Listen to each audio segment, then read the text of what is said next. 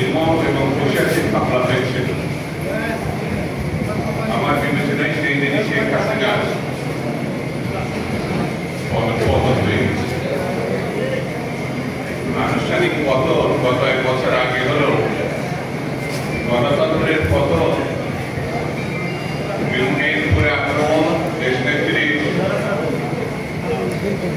মামলা এবং তথাকথিত সাজা, বিএনপির অসংখ্য নেতা কর্মীকে মামলায় জড়িয়ে সাজা অথবা জেলখানায় আবদ্ধ করা, এইসব ঘটনার মধ্য দিয়ে আওয়ামী লীগের রাজনীতির জন্যতা প্রকাশিত হয়েছে।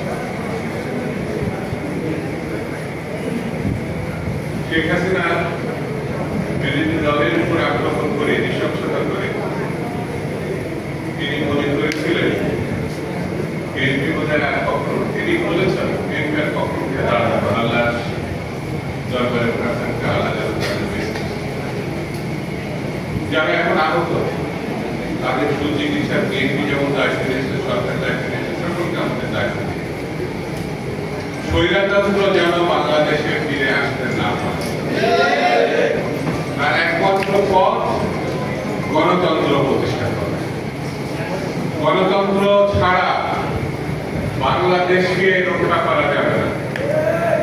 গণতন্ত্র ছাড়া মানুষের অধিকার ফিরিয়ে দেওয়া যাবে না। এই জিনিসটি বর্তমান সরকারকে প্রতিশোধ নির্বাচনের মধ্য দিয়ে, বিএনপির বিজয়ের মধ্য দিয়ে, বিএনপির সরকার গঠনের মধ্য দিয়ে আসলেও বোঝে কারা আগামী ক্ষমতা। কিন্তু কিছু কিছু তথাকথিত বুদ্ধিজীবী, তথাকথিত রাজনীতিবিদ, তথাকথিত বিশেষ মহল মনে করে তারাই ক্ষমতায় আসে। বিএনপি এই প্রথম ক্ষমতায় যাবে, এটা আগেও একাধিকবার বিএনপি জনগণের সমর্থন নিয়ে ভোটে নিতে ক্ষমতায় গিয়েছে। বাংলাদেশের সব থেকে জনপ্রিয় রাষ্ট্রনায়কের নাম হচ্ছে শহীদ জিয়া রহমান, যার বিরুদ্ধে একজন তারেক রহমান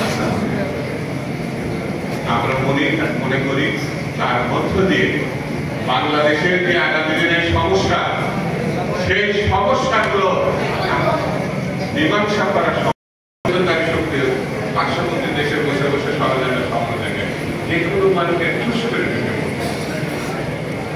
আওয়ামী লীগের আগামী 100 বছরের মধ্যে ফিরে আসার কোন সম্ভাবনা অবস্থা পদ্ধতি নিয়েই তৈরি হয়েছে। আগেকার পরিস্থিতি 15 বছরের সৃষ্টি করে শেখ হাসিনা তার দায় যে যুদ্ধ করেছে, সেই দায় বলে সবাইকে ঐক্যবদ্ধ থাকার আহ্বান জানিয়ে আমি আমার বক্তব্য শেষ করছি।